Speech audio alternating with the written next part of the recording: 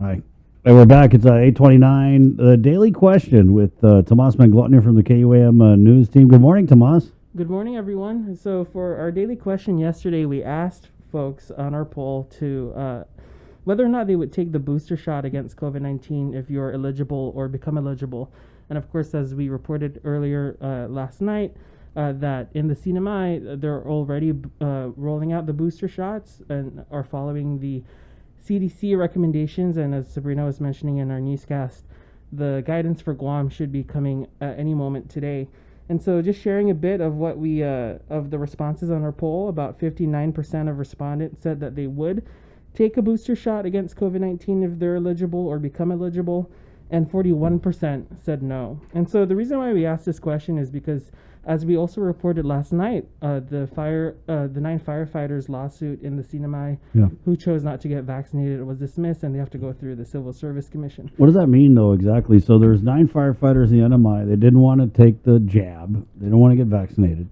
And they ended up going to court over it, and the court said, no, take it to the CSC. Well, yeah, they all agreed that it would be through that Civil Service Commission. And just last night, as I was sharing a story with you, Chris, about the New York judge saying that mandating vaccines for school teachers is okay there in that district. And so we're going to go ahead and share some responses locally. Here on our Instagram pages, we got lots of responses. Someone writing, hell no to the no, no, no. And some other more direct than that. Yeah, so, some other people commenting yes, yes, no, or yes. So getting lots of those responses. One person here writing on Instagram, nope, I don't even get the flu shot. Someone writes, I'm already in line. Not sure if that's like or literal or if they're in Guam or not. Someone says yes, they're waiting for it. More comments from our Facebook page. Someone writing, Prudential writing, plan to wait, booster out. Like they say, ain't broke, why mess with it? But this person also writes that they got both shots prior. Mary comments, no, I really didn't want to get the first 2, so I have zero intentions to get a booster. And this is also why we asked the question, right? Yeah. Because as Dr. Hoa was mentioning, some people, getting following up with the second shot was also a problem that a lot of people faced. Yeah. Well beyond, More so in the States, though. Yeah, right, yeah, and so these responses are from our viewers. And again, just reminding everyone of the responses here, 59% of people saying that they would get the booster. And of course, we're waiting for the latest guidance from Gov Guam, and in the CNMI, they released their guidance following the CDC limitations and recommendations. So you're saying in the CNMI, they already have a guidance for the booster shot rollout? Based on our report last night, they followed the CDC recommendations to the T pretty much. So they're having that available at the clinics, and you can find more on KUM.com. All right. Well, they only did that in Saipan because there's like 2 people who live there. And on Guam, we have to worry about hundreds of thousands of people. Well, there will be 3 when I visit.